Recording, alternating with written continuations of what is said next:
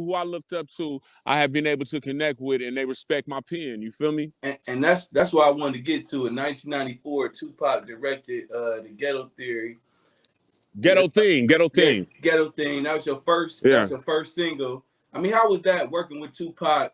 Like, how can we get a Tupac story? Can we get Tupac the friend, not the rapper, for you? Man, that was my big brother, man. Not only him, though, but his mother, Afeni Shakur, rest in peace. Tupac, rest in peace. His whole family, man, from his sister to just the whole Outlaws, the whole thug life, man. They kind of took me up under their wing as a little kid. I actually met Tupac at E40 Video for Practice Looking Hard. And my cousin Shonda, you know what I mean, was the one who took me there. And so I'm sitting in the back. I'm like, you know, I'm Mac Mall, but I ain't Mac Mall yet. You feel me? So I'm just really playing my part, just watching the video and shit like that.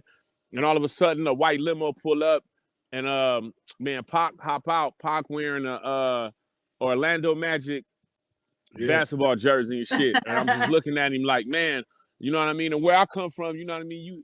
First impressions is a motherfucker. You feel me? The way that you cut into a person mean a lot. If you come by me and you introduce yourself and I just deem you to be corny, you're corny forever. Facts. You feel me? So I had to make sure. I had to make sure that when I pop my peas, when I hollered at him, that it had to be genuine and real. So I came up to him. I didn't even expect him to know me. I'm like, hey man, check this out, man. How you doing? My name is Mac Maul, man. I'm from the crest side of Vallejo. I got a record out right now. It's called Illegal Business. Boom, boom. And I'm going into my pedigree. He looked at me like, oh, you Mac Maul? Man, I'm listening to your shit in the limo right now, man. Oh my God, I like this song. That's fire. So I'm sitting there in amazement, and I'm like, damn, you feel me? And he like, man, so who your manager? And at the time, my manager is my, you know what I mean, my big sister, Layla Steinberg. I'm like, Layla Steinberg. He like, man, what? Layla was my manager. I'm like, word? He like, yeah. So we had a lot of stuff in common. And he told me, he was like, Marv, I'm gonna hook up with you. I'm gonna come to your office. You feel me? I'm gonna come to Young Black Brother office. I was like, word. At the time, I kind of thought it was one of those let's do lunch things. Yeah. You feel me? But it was way more realer.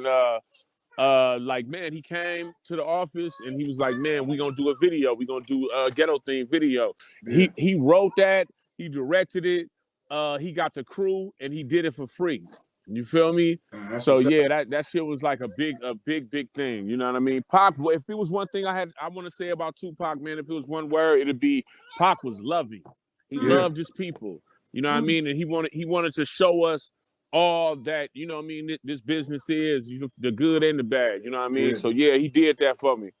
So how did it affect you, you know, so young in the game, friends with Tupac, then losing Tupac?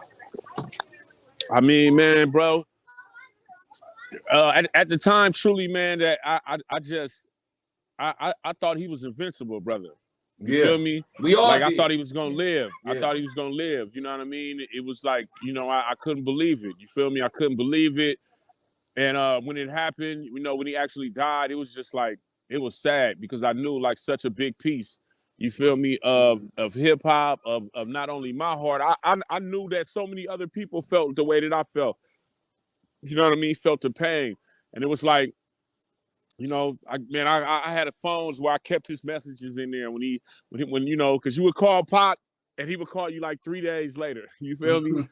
But he would always call. You know what I mean? And he'd be somewhere doing something fantastic. And you know, and I kept a lot of the messages and everything, but it, you know, it was a big piece out of me, and you know, it kind of it definitely affected me, you know what I mean? But you know, it also, you know, put a battery in my back.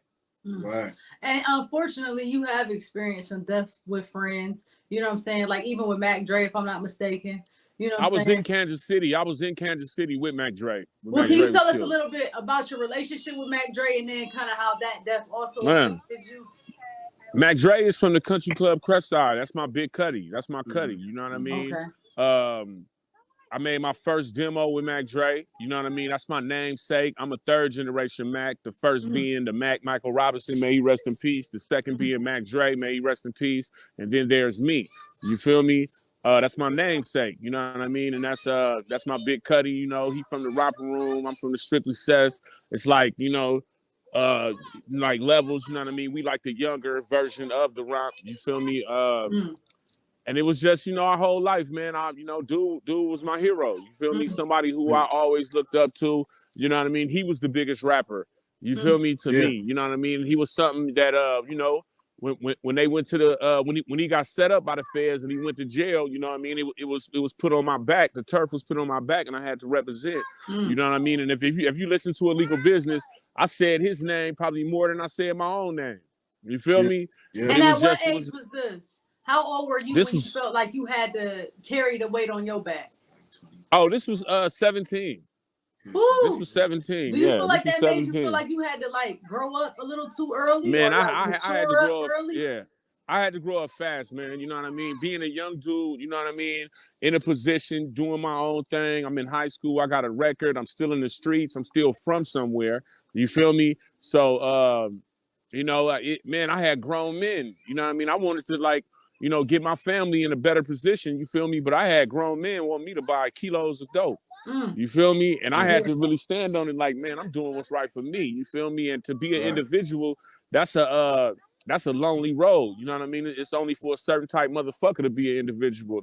The sheep go with the pack, you feel me? And we can tell though, and I think that's why your success will continue on as it's been doing as you push for it, because the one thing you said from the beginning is you've always stood on who you is, and that's why it's easy for you to put it out in your music who you are. Yeah, man. You don't care. You stand on who you are. So we respect that. It was a lot of adversity, you know what I mean? But I believe that the way that you overcome adversity determines your character. You feel me? Straight to motherfucking up. But Dre, being out there, you feel me? We had just finished the US Open record. You know what I mean? And I had just started touring with Pharrell, you know what I mean, again. And we was going everywhere, and I was seeing how, he was changing the world. You know what I mean? And we was going to these states, and I'm seeing these people dressing like us, talking like us, doing what we do. You feel me? It was crazy. And I'm like, man, Cuddy, I understand it now. Because at first I really didn't understand it, because he doing his thing, I'm doing my thing. You know what I mean? We Cuddies, but we on, cats be on different pages. Everybody in the hood don't do the same thing. Cat be over here, over here. You feel me? So when I really got with him and we did the record, and the record was just so beautiful and dope, and it was just like effortlessly the way we completed it. When we started touring, I started seeing like, bruh, this is you on to something. You feel me? And to be out there when he was killed, you know what I mean, and having to stay out there and just the whole shit, it was deep. It was definitely deep, and it was one of those things like you just don't believe it. You don't believe it. And but you know what I mean, man, like I say, the way you come out, the things that you do or the way you overcome adversity determines your character. And the way that we did that is our character showed you that we started Thea's Nation and had one of the biggest independent labels in the game. You feel me? In the name of Mac Dre. That's dope. You know what I mean? That's dope. And then earlier you also said how you kind of ran and met Tupac, right? You said from E40. Now E40 is actually, y'all share the same bloodline. That's y'all cousins. Yeah, right? yeah. That's my big cousin. That's my big cousin. Our family, come from. It kind of seems to me. Yeah. So it kind of seems to me like, I mean, you could correct me if I'm wrong. Do you feel like, I know, because and now listening to your story saying like, music saved your life, music helped you as a kid stay on track. And then you also had family that was invested in this business as well. Do you feel like you were somewhat set up, like, to do music? No, not at all. Not at all. Me and 40, is from different sides of Vallejo.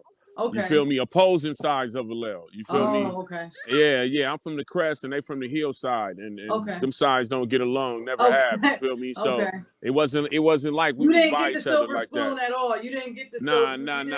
I had to get it, and even with Mac Dre, you know what I mean? Right when I was supposed to be the first artist on Romp Records, but right when I was finish my demo, the feds came in. You know what I mean? And got the Romp.